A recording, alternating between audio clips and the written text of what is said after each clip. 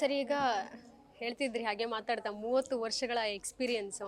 But devil 188ನೇ cinema ಎಷ್ಟು special, ಜೊತೆಗೆ ಈ ಸೆಟ್ ಅನ್ನುವಂಥದ್ದು ಹಾಕೋದು ಆವತ್ತಿಂದನೂ ನೀವು ಅದನ್ನು ರೂಢಿಸ್ಕೊಂಡು ಬಂದಿದ್ದೀರಾ. 30 ವರ್ಷಗಳಲ್ಲಿ ಡೆವಿಲ್ ಸಿನಿಮಾ ಸ್ಪೆಷಲ್ ಜೊತೆಗೆ ಈ ಸೆಟ್ ವಿಚಾರಗಳ ಬಗ್ಗೆ ಮಾತನಾಡೋದಾದರೆ ಎಲ್ಲೆಲ್ಲಿ ಯಾವ್ಯಾವ ಲೊಕೇಶನು ಇದಿದೆ ಸ್ಪಾಟ್ ಬೇಕು ಅಂತ ಯಾಕೆ ಚೂಸಿ ಆದ್ರಿ? ಜೊತೆಗೆ ಕರ್ನಾಟಕದಲ್ಲಿ ಹೊರತುಪಡಿಸಿ ವಿದೇಶದಲ್ಲಿ ಹೆಚ್ಚಿನದಾಗಿ ಶೂಟಿಂಗ್ ಇರಬೇಕು ಅನ್ನುವಂಥದ್ದು ಯಾಕೆ ಪ್ರಾಮುಖ್ಯತೆ ಅಲ್ಲಿ ಪಡೆದುಕೊಳ್ತು?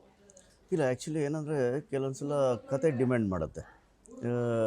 ಸ್ಕ್ರಿಪ್ಟ್ ಯಾವ ಥರ ಡಿಮ್ಯಾಂಡ್ ಮಾಡುತ್ತೆ ಆ ಥರ ಲೊಕೇಶನ್ಸ್ಗಳು ಸೆಲೆಕ್ಟ್ ಆಗುತ್ತೆ. ಎಲ್ಲ ಟೋಟಲಿ ನಾನು ಹೇಳೋದು ಈ ಒಂದು ಕ್ಯಾರೆಕ್ಟ್ರಿಂದ ಹಿಡಿದು ಲೊಕೇಶನ್ಸ್ಗಳಿಂದ ಹಿಡಿದು ಕಾಸ್ಟ್ಯೂಮ್ಸ್ಗಳಿಂದ ಹಿಡಿದು ಎಲ್ಲ ಸ್ಕ್ರಿಪ್ಟ್ ಡಿಮ್ಯಾಂಡ್ ಮಾಡೋದು.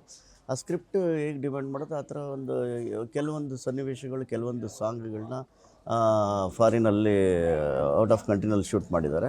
ಇನ್ನು ಕೆಲವೊಂದು ಸೆಟ್ಸ್ಗಳನ್ನ ನಾವಿಲ್ಲೇ ಕ್ರಿಯೇಟ್ ಮಾಡಿದ್ದೀವಿ. ಅಟ್ ದ ಸೇಮ್ ಟೈಮ್ ನಮಗೆ ಔಟ್ಸೈಡ್ ಫಾರಿನ್ಗೆ ಮ್ಯಾಚ್ ಆಗೋವಂಥ ಸೆಟ್ಸ್ಗಳನ್ನ ಇಲ್ಲಿ ಕ್ರಿಯೇಟ್ ಮಾಡಿ ನಾವು ಶೂಟ್ ಮಾಡಿದ್ದೀವಿ. ಇಲ್ಲಿ ಆ ಶೂಟ್ ಮಾಡಿರೋಂಥ ಒಂದು ಸಿಚುವೇಶನ್ಗಳು ಏನಕ್ಕೆ ಅಂತ ಹೇಳಿದ್ರೆ, ಕೆಲವೊಂದು ಫಾರಿನಲ್ಲಿ ಹೋಗಿ ನಾವು ಶೂಟ್ ಮಾಡೋದಕ್ಕೆ ಅಷ್ಟು ದೊಡ್ಡ ದೊಡ್ಡ ಜಾಗಗಳನ್ನ ದಿನಗಟ್ಟಲೆ ವಾರಗಟ್ಟಲೆ ನಮಗೆ ಸಿಗೋದು ಕಷ್ಟ. ಯಾಕಂದರೆ ಬ್ಯುಸಿಯೆಸ್ಟ್ ಕಮರ್ಷಿಯಲ್ ಇದಿರುತ್ತೆ. ಅದಕ್ಕೆ ನಾವು ಅದನ್ನು ಸೇಮ್ ರೆಪ್ಲಿಕಾ ನಾವೇನು ಮಾಡ್ತೀವಿ, ಇಲ್ಲಿ ಸ್ಟುಡಿಯೋಗಳಲ್ಲಿ ಕ್ರಿಯೇಟ್ ಮಾಡ್ತೀವಿ. ಅದೇ ಥರ ಹಂಗೆ ಆ ಥರ ಹೇಳ್ಬೇಕಂದ್ರೆ ಸಾಕಷ್ಟು ಸೆಟ್ಸ್ಗಳು ನೀವು ನೋಡಿದ್ರೆ ಅಲೋಮರ ಸಾಂಗ್ನಲ್ಲಿ ನಿಮಗೆ ಓವರಾಲ್ ಸೆಟ್ಟಲ್ಲಿ ಒಂದು ವ್ಯಕ್ತಿತ್ವಕ್ಕೆ ಕ್ಯಾರೆಕ್ಟರ್ಗೆ ಸೂಟ್ ಆಗೋವಂಥ ಸೆಟ್ ಅದು. ಅದರಲ್ಲಿ ಈ ಒಂದು ಸ್ಪೆಷಾಲಿಟಿ ಏನಂತ ಹೇಳಿದ್ರೆ, ಆ ಸೆಟ್ಟಲ್ಲಿ ಒಂದು ಕಮ್ಮಿ ಅಂದರೆ 1,000 ಮಿರರ್ ಗ್ಲಾಸ್ಗಳನ್ನ 8x4 1,000 ಮಿರರ್ ಗ್ಲಾಸ್ಗಳು 1000 ಮಿರರ್ ಗ್ಲಾಸ್ಗಳನ್ನ ಯೂಸ್ ಮಾಡಿ ಎಂಟೈರ್ ಸೆಟ್ನ ಯೂಸ್ ಮಾಡಿದ್ದೀವಿ. ನೀವು ನೋಡಿರ್ಬೇಕಾದ್ರೆ ಆ ಥರ ಎಂಟೈರ್ ಸೆಟ್ಟಲ್ಲಿ ಗ್ಲಾಸ್ಗಳಿದ್ದಾಗ ಆರ್ಟಿಸ್ಟ್ಗಳು ಬೇರೆ ಯಾರೂ ಟೆಕ್ನಿಷಿಯನ್ಸು ಕಾಣ್ದಿರಂಗೆ, ಕ್ಯಾಮ್ರಾನು ಕಾಣ್ದಿರಂಗೆ ಶೂಟ್ ಮಾಡೋದು ತುಂಬ ಕಷ್ಟ ಇರುತ್ತೆ. ಆದ್ರೂ ಅದರಲ್ಲಿ ವಿಭಿನ್ನವಾಗಿ ಕೆಲವೊಂದು ಶಾರ್ಟ್ಸ್ಗಳೆಲ್ಲ ಇಟ್ಟು ಮಾಡಿದ್ದೀವಿ. ಆ ಸಾಂಗ್ಸ್ಗಳಲ್ಲಿ ಆ ಸಾಂಗ್ ನೋಡೋರಿಗೆ ಗೊತ್ತಾಗುತ್ತೆ. ಅದೇ ಥರ ಇನ್ನೊಂದು ಸೆಟ್ ಬಗ್ಗೆ ಹೇಳಬೇಕು ಅಂತ ಹೇಳಿದ್ರೆ, ನಮ್ಮ ಇದ್ದರೆ ನೆಮ್ಮದಿಯಾಗಿರ್ಬೇಕು ಸಾಂಗ್ ನೋಡಿದ್ದೀರ. ಇದ್ದರೆ ನೆಮ್ಮದಿಯಾಗಿರ್ಬೇಕು ಸಾಂಗ್ನ ನಾವು ಆ್ಯಕ್ಚುಲಿ ಒಂದು ಫ್ಯಾಕ್ಟ್ರಿ ಕಾರಿಡಾರ್ಗೆ ಅಂತ ಹೇಳ್ಬಿಟ್ಟು ಹುಡುಕಿದ್ವಿ. ಈಗ ಫ್ಯಾಕ್ಟ್ರಿ ಕಾರಿಡಾರ್ ಅಂತ ಹುಡುಕಿದಾಗ ನಾವು ಸುಮಾರು ಚೆನ್ನೈ, ಹೈದ್ರಾಬಾದು, ಮುಂಬೈ, ನಮ್ಮ ಬ್ಯಾಂಗ್ಳೂರಲ್ಲಿ ಸಾಕಷ್ಟು ಜಾಗಗಳು ಹುಡುಕಿದ್ವಿ. ಎಲ್ಲೂ ನಮಗೆ ಆ ಸೂಟ್ ಆಗೋಂಥ ಜಾಗ ಸಿಕ್ಕಲಿಲ್ಲ. ಆ ಫ್ಯಾಕ್ಟ್ರಿ ಕಾರಿಡಾರ್ದು ಏನಕ್ಕೆ ಅಂತ ಹೇಳಿದ್ರೆ, ಅದೊಂದು ಇಂಟ್ರಡಕ್ಷನ್ ಸಾಂಗು, ಒಂದು ರಾ ಫೀಲ್ನ ಡೈರೆಕ್ಟ್ರು ಎಕ್ಸ್ಪೆಕ್ಟ್ ಮಾಡ್ತಾರೆ. ಡೈರೆಕ್ಟ್ರು DOP ಸುಧಾಕರ್ ಸರ್ ಅಲ್ಲ. ಅವಾಗ ನಾವೆಲ್ಲ ಸಾಕಷ್ಟು ನೋಡಿದಾಗಲೂ ಯಾವುದು ಮ್ಯಾಚ್ ಆಗೋಲ್ಲ. ಪ್ರಕಾಶ್ ಸರ್ ಹೇಳ್ತಾರೆ, ಇದೇ ಥರ ನಾವು ಯಾಕೆ ಒಂದು ಕ್ರಿಯೇಟ್ ಮಾಡ್ಬೋದಾ ಅಂತ. ಸರ್ ಖಂಡಿತ ಮಾಡ್ಬೋದು, ಯಾಕೆ ಕ್ರಿಯೇಟ್ ಮಾಡೋಕ್ಕಲ್ಲ, ಮಾಡೋಣ ಅಂತೇಳಿ ಒಂದು ದೊಡ್ಡ ವೇರ್ ಹೌಸ್ನ ಹುಡುಕಿ, ಆ ವೇರ್ ಹೌಸಲ್ಲಿ ಅದು ಹೆಚ್ಚು ಕಮ್ಮಿ ಒಂದು ಮೋರ್ ದೆನ್ 60,000 80,000 ಸ್ಕ್ವೇರ್ ಫೀಟ್ ಇರೋವಂಥ ವೇರ್ ಹೌಸು. ಆ ವೇರ್ ಹೌಸ್ ಒಳಗಡೆ ನಾವೇನು ಮಾಡ್ತೀವಿ, ಫ್ಯಾಕ್ಟ್ರಿ ಅಟ್ಮಾಸ್ಫಿಯರ್ನ ಕ್ರಿಯೇಟ್ ಮಾಡ್ತೀವಿ. ನೀವು ನೋಡಿರ್ತೀರ, ಅದರಲ್ಲಿ ಒಂದು ದೊಡ್ಡ ದೊಡ್ಡ ಫ್ಯಾನ್ಸ್ಗಳು, ಮೀನ್ಸ್ ಅದು ವಿಂಗ್ಸ್ ವಿತ್ ಫ್ಯಾನ್ಸ್, ಅದು ಆಟೋ ರೊಟೇಟ್ ಆಗೋಂಥ ಥರ ರಿಮೋಟ್ಸ್ ಇದನ್ನೆಲ್ಲ ಸೆಟಪ್ ಮಾಡಿ. ಯಾಕಂದರೆ ಟೇಕ್ ಹೋಗ್ಬೇಕಾದ್ರೆ ಡ್ಯಾನ್ಸರ್ಸು ದರ್ಶನ್ ಸಾರು ಅವರು ಟೇಕ್ ಹೋಗೋಂಥ ಟೈಮ್ಗೆ ಕರೆಕ್ಟಾಗಿ ಆ ಫ್ಯಾನ್ ರನ್ ಆಗಬೇಕು. ಆ ಥರದ್ದು ರಿಮೋಟ್ ಸಿಸ್ಟಮ್ಸ್ದೆಲ್ಲ ಮಾಡಿ ಮಾಡ್ಕೊಳ್ತೀವಿ. ಆಮೇಲೆ ಈ ಟೋಟಲಿ ಮಿನಿಮಮ್ ಒಂದು 1,000-1,500 ಜನ ಡ್ಯಾನ್ಸರ್ಸ್ ಅದರಲ್ಲಿರೋದು. ಅಷ್ಟು ಜೂನಿಯರ್ಸು ಡ್ಯಾನ್ಸರ್ಸ್ಗೆ ಸೂಟ್ ಆಗೋಂಥ ಒಂದು ವೇರ್ ಹೌಸ್ನ ಹುಡುಕಿ ಅಲ್ಲಿ ನಾವು ಈ ದೊಡ್ಡ ಸೆಟ್ನ ಇದಕ್ಕೆ ಕ್ರಿಯೇಟ್ ಮಾಡ್ತೀವಿ. ಯಾವುದಕ್ಕೆ, ಇದ್ರೆ ನೆಮ್ಮದಿಯಾಗಿರಬೇಕು. ಅದೇ ಥರ ನೆಕ್ಸ್ಟ್ ಬಂದರೆ ನೀವು ಇನ್ನೊಂದು ನೋಡಿರ್ತೀರ ನೀವು, ಫಸ್ಟ್ ಟೈಮ್ ಟೀಸರ್ ಆದಮೇಲೆ ಇನ್ನೊಂದು ಟೀಸರ್ಗೆ foreign episode, pub episode, fight ಮತ್ತು ಫೈಟ್ ಸೀಕ್ವೆನ್ಸ್, ಅದನ್ನು ಅಷ್ಟೇ ಆ ಫಾರಿನ್ ಮ್ಯಾಚ್ ಆಗೋಂಥದ್ದು ಇದನ್ನು ಮಾಡಿ ಆ ಟೆಕ್ಸ್ಚರು, ಸ್ಟ್ರಕ್ಚರ್ ಅದನ್ನೆಲ್ಲ ಡೀಟೇಲ್ ತೊಗೊಂಡು ರೆಪ್ಲಿಕಾ ಇಲ್ಲಿ ಸೆಟ್ ಹಾಕ್ತೀವಿ. ಈ ಥರ ಈ ಬರೀ ಸಾಂಗ್ಗಳಿಗೆ ಅಲ್ಲದೆ ಸೆಟ್ಟು, ಒಂದು ಫೈಟ್ ಎಪಿಸೋಡ್ ನೋಡಿರ್ತೀರ, ಅದರಲ್ಲಿ ಒಂದು ಟೈರ್ ಫ್ಯಾಕ್ಟ್ರಿ. ಆ ಟೈರ್ ಫ್ಯಾಕ್ಟ್ರಿನೂ ಅಷ್ಟೇ ನಾವು ಫ್ಯಾಕ್ಟ್ರಿಗಳನ್ನ ಹುಡುಕ್ತೀವಿ. ಆ ಫ್ಯಾಕ್ಟ್ರಿಗಳು ಹುಡುಕಿದಾಗ, ಯಾಕಂದರೆ ಎಲ್ಲ ಫ್ಯಾಕ್ಟ್ರಿಗಳು ಬ್ಯುಸಿ ಇರುತ್ತೆ. ಆಮೇಲೆ ವೀಕ್ ಡೇಸಲ್ಲಿ ಕೊಡೋಕ್ಕಾಗಲ್ಲ, ಹಾಲಿಡೇಸಲ್ಲಿ ಕೊಡ್ತೀವಿ ಅಂತ. ಯಾಕಂದರೆ ನಮಗೆ number of days 10 to 12 days shoots ಇರುತ್ತೆ.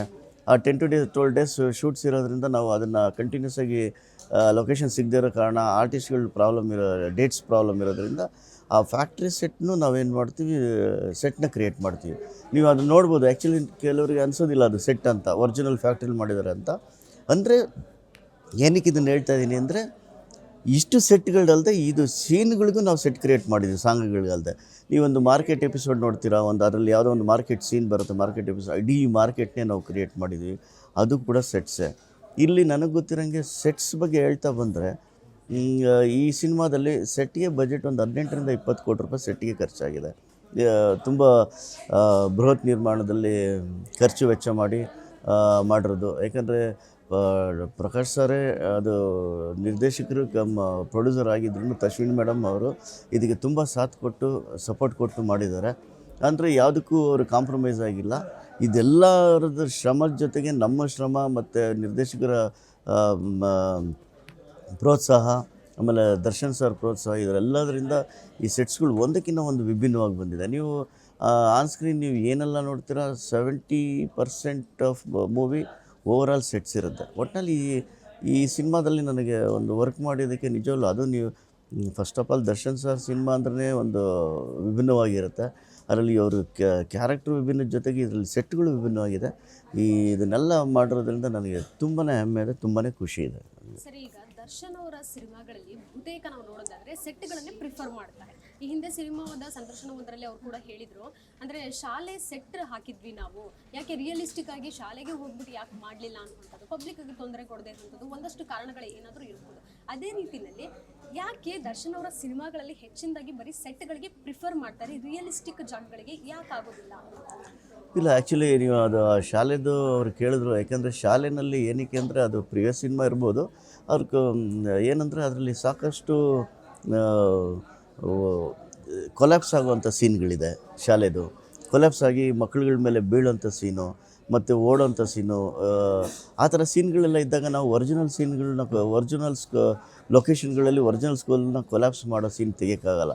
ಅದರಿಂದ ರೆಪ್ಲಿಕಾನ್ ಸೆಟ್ ಆಗ್ತೀವಿ. At the same time Darshan sir ಇದ್ದಾಗ ಏನಂದರೆ, ಈಗ ಯೂಶ್ವಲಾಗಿ ದರ್ಶನ್ ಸರ್ ಅಂತ ಒಬ್ಬರು ದೊಡ್ಡ ಹೀರೋನ ಇಟ್ಕೊಂಡು ನಾವು ಪಬ್ಲಿಕ್ನಲ್ಲಿ ಶೂಟ್ ಮಾಡೋಕ್ಕೆ ಬರೋಲ್ಲ. ಪಬ್ಲಿಕಲ್ಲಿ ಶೂಟ್ ಮಾಡೋಕ್ಕೆ ಸೆಕ್ಯೂರಿಟಿ ಇದಿರುತ್ತೆ, ಪಬ್ಲಿಕ್ ಕ್ರೌಡ್ ಸೆಟ್ ಆಗ್ತಾರೆ, ಕರೆಕ್ಟ್ ಟೈಮ್ ಶೂಟ್ ಆಗೋಲ್ಲ, ಕಾಂಬಿನೇಷನ್ ಆರ್ಟಿಸ್ಟ್ಗಳು ಡೇಟ್ಗಳಿರಲ್ಲ. ಹೀಗಾಗಿ ಯಾವುದೇ ತೊಂದರೆಗಳಿರಬಾರ್ದು, ಸರಾಗವಾಗಿ ಶೂಟಿಂಗ್ ನಡಿಬೇಕು ಅಂತ ಹೇಳಿದ್ರೆ ಅದನ್ನು ನಾವು ಒಂದು ಕಾಂಪೌಂಡೆಡ್ ಏರಿಯಾದಲ್ಲಿ ನಾವು ಮಾಡಬೇಕಾಗತ್ತೆ. ಇಂಡೋರು ಅಥವಾ ಸ್ಟುಡಿಯೋಗಳಲ್ಲಿ ಇದರಲ್ಲಿ ಮಾಡಬೇಕಾಗತ್ತೆ. ಅದಕ್ಕೋಸ್ಕರ ದರ್ಶನ್ ಸರ್ ಸಿನಿಮಾಗಳಲ್ಲಿ ಆಲ್ಮೋಸ್ಟ್ ಸೆಟ್ಸ್ಗಳಿರುತ್ತೆ. ಒಂದು ದೊಡ್ಡ ಹೀರೋ ಅಂತ ಹೇಳಿದಾಗ ನಾವು ಪಬ್ಲಿಕ್ನಲ್ಲಿ ಮಾಡೋಕ್ಕೆ ಬರಲ್ಲ, ಅದರಿಂದಾಗಿ ನಾವು ಜಾಸ್ತಿ ಸೆಟ್ಗಳಿಗೆ ಹೋಗ್ತೀವಿ. ಗ್ಯಾರಂಟಿ ನ್ಯೂಸ್, ಸುದ್ದಿ ಖಚಿತ, ನ್ಯಾಯ ನಿಶ್ಚಿತ.